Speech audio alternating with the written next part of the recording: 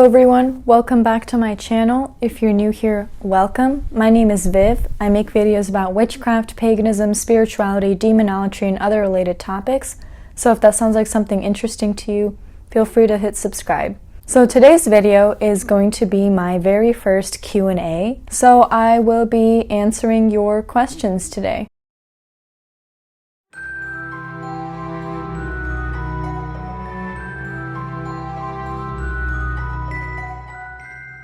Next question, what's your favorite kind of spell work to do?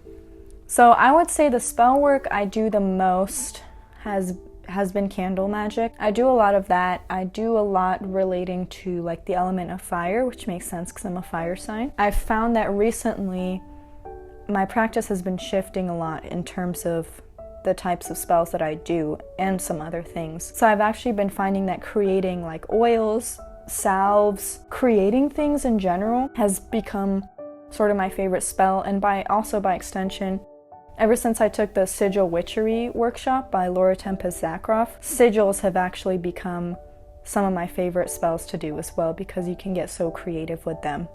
So I really like those. Any kind of kitchen witchcraft, green witchcraft, sigils with a sprinkle of a little bit of like, I guess a sprinkle of ceremonial, but not a lot. That's how I describe the spells I like to do. Okay, next question. Thank you for sharing your knowledge and practice. Thank you. My question is spell work or any candle magic or magic in general creating karmic interference? Are we giving away the good that could have come into us or someone else in any aspect of life to get something we tried to manifest with the magic? There are some people who believe that, you know, if you do a job spell, you're taking a job away from someone else. I don't really go by that personally. I think that we're just influencing the energetic currents. But whether or not you're taking something away from yourself depends on how specific you are with your wording, whether or not you want to take that away. Some things, yes, spell work will take away. In my experience, most of the things magic takes away are things that weren't good for you, that were bogging you down, so it can open new doors. But occasionally, we won't be like specific enough, and so we'll find like we do a money spell, but they just give us like really bad, more shifts at our job that are really tiring, taking away some of your energy for that money. But you need to be more specific with how you want to receive that money, right? Or perhaps you do a spell to travel and you end up losing your partner because you weren't specific about like the conditions within which you wanted that spell. I hope that makes sense. So it depends on how you do the spell and on like what your intention is. The second question was from the same person, was what's the most important element in casting spells according to you? Tools, process, the spell, timing, lunar phase, concentrating, emotional state. I think everything.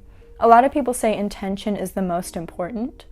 I go by the idea that every single component is there for a reason and every single component is equally important. However, there are some that are more like add-ons.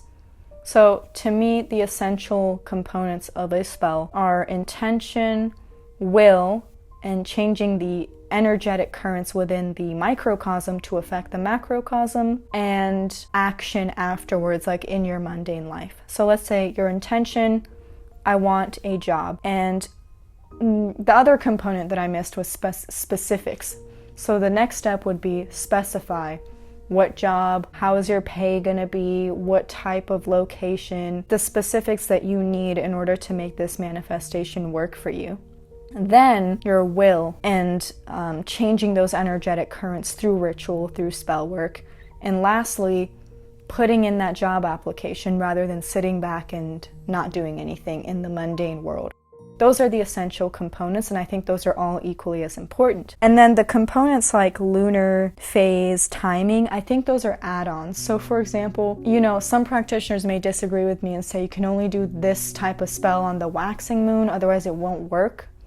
But I find that it's more like an add-on, in my opinion, as a boost, an energetic boost. So let's say you could not pay attention to the planetary day or hours to do that spell, or you could give it a boost by doing it on a day and on an hour that corresponds to your intention. And, you know, in terms of ingredients, I think ingredients are important, but again, they're not like the essential ingredients, like intention, specifying, will, changing the energetic currents, and then mundane action. So like ingredients and correspondences, I think, are what boosts the spell and really allow it to, you know? But I think that the most important components are the ones I mentioned earlier, and those are all equally as important. Next question. What do you think it takes to actually be called a high priestess in the modern age? Is that even something you think you can be without a coven, etc.? This is a wonderful question that, to be honest, I'm not sure I have the answer to. I think that there has been a rise of people calling themselves high priestesses with no credentials. You know, I've been practicing witchcraft for a year. I'm a high priestess now. When, yeah, before that would be a title that was awarded by the community. And I do think that my sort of specification is that I believe that high priest or high priestess should be something assigned by your community. It could be a coven, or it could be, you know, another type of structure, because I know we're falling away from coven structure, and that's something to figure out as well. But I don't think that I feel like assigning yourself the title of high priestess is a little bit like assigning yourself the title of elder. I think that terms like elder and high priestess are something that tend to be given to the practitioner by their community. So that's sort of my answer. I wish I had a more specific, cohesive answer, but you know, maybe in the future I'll think on that more and make a more detailed video about my thoughts on that. But that's a wonderful question. Thank you for that question. Getting so many fascinating questions from you guys, and I love it. Like, I'm loving these questions so much. Next question. How long have you been practicing, and what were your top 3 witchy obsessions when you first started your practice? So I've been practicing, if you don't count like the practices I grew up learning, like my whole life, I've been practicing probably about 6 years now. What were your top 3 witchy obsessions when you first started your practice? So I was very young. I was a kid when I started. I was just obsessed with witchcraft, man. I was obsessed with like looking for different spells. I loved nature. Like I was little, but I would walk around and like observe nature and plants that were growing around me. That was an obsession of mine. Fairies were a huge obsession of mine. I was like very obsessed with fairies for a long time as a kid when I started. Like, I loved fairies. I was so enthralled by them. So I'd say those are my first 3 witchy obsessions. Favorite bands and movies, favorite book, and the last book you read? Great question. So, favorite bands: Sisters of Mercy, Switchblade Symphony, Malchat Doma, Christian Death, Lebanon Hanover, Ministry, Nirvana, Rammstein, She Passed Away, She Wants Revenge, System of a Down, Twin Temple, and yeah, Twin Temple would be my last one. Those I'd say are my favorite bands. Favorite movies. I'm an edgelord. I'm just kidding. I really like The Crow, Sweeney Todd, Interview with a Vampire, Nightmare Before Christmas, Corpse Bride, Coraline. This isn't really a movie, this is a TV show, but the ℏ𝔬𝔫𝔢 Poirot TV show, I'm obsessed with it. It's got that vintage vibe. I love it so much. And I'd say those would be my favorite movies. And favorite book and the last book you read. Oh God, I don't know if I could choose one favorite book. I don't know. So I'll probably choose a couple. My favorite books, okay. Braiding Sweetgrass, all the Agatha Christie books, this Thick Boy, H.P. Lovecraft, Tales of Horror, The Spiral Dance by Starhawk, The Magic of Marie Laveau by Denise Alvarado, Psychic Witch by Matt Oren, The Witch's Path by Thorne Mooney, Sea Magic by Sandra Kynes, The Horned God of the Witches by Jason Mankey, Dracula by Bram Stoker, switching between genres here, Circe by Madeline Miller. Those are the ones I can think of right now. I couldn't pick one, I'm so sorry. I'm really bad at picking like one book that I really like, but those are a few of my favorites. The last book you read. So the last book I finished was The Poison Path Herbal by Kobe Michael, which I quite enjoyed. And currently,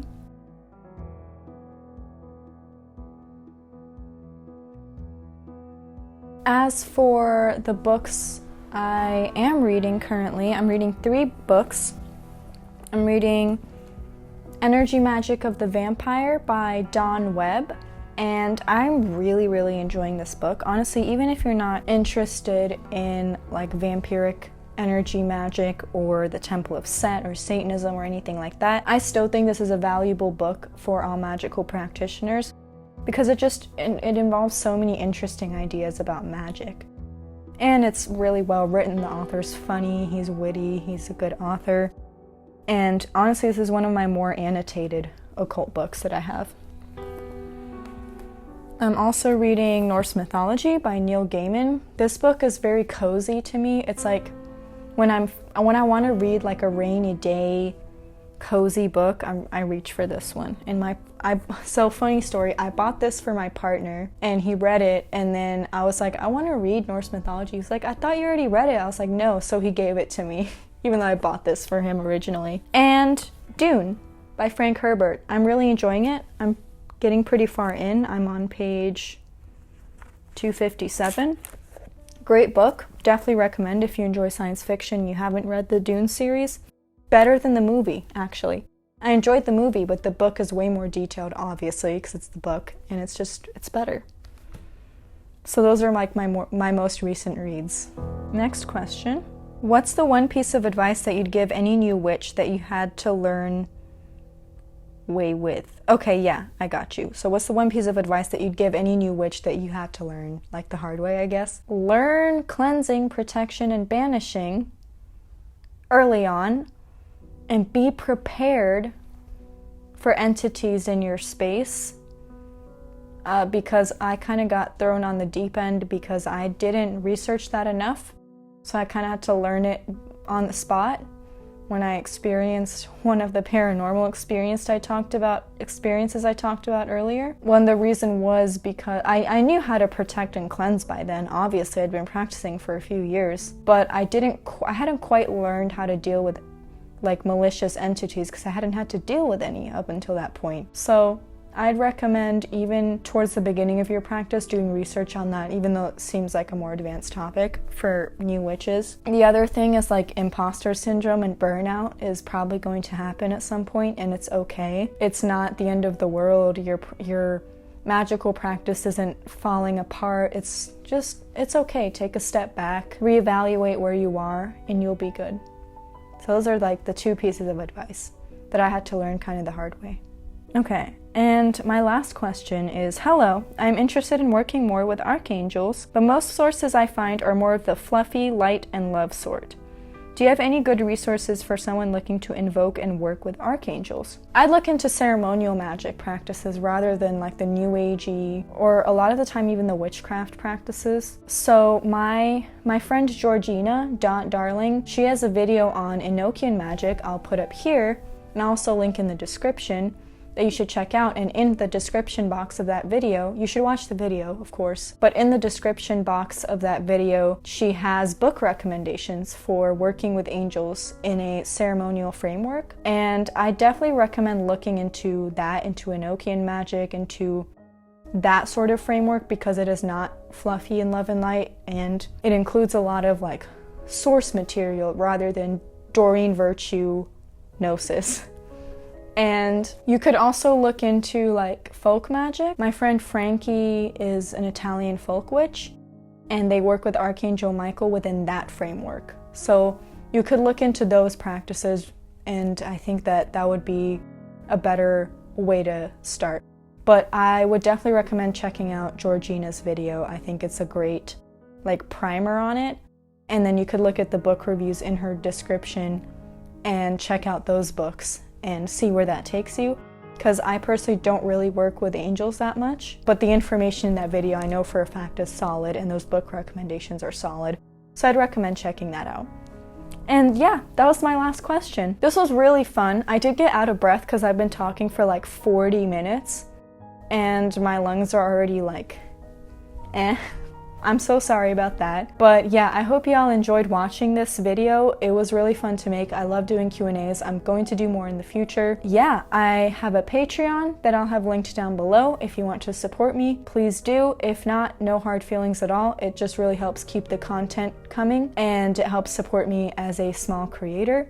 And thank you so much to my patrons. Y'all get a patron shout out at the end of each video. Check the description box for Georgina's video on archangels if you're interested in learning about that, anything else that I mentioned, and my Patreon and other ways to connect with me. Thank you so much for watching. I love you all. Blessed be. Bye. Oh, and don't forget to like and subscribe. Yeah. Thanks for watching.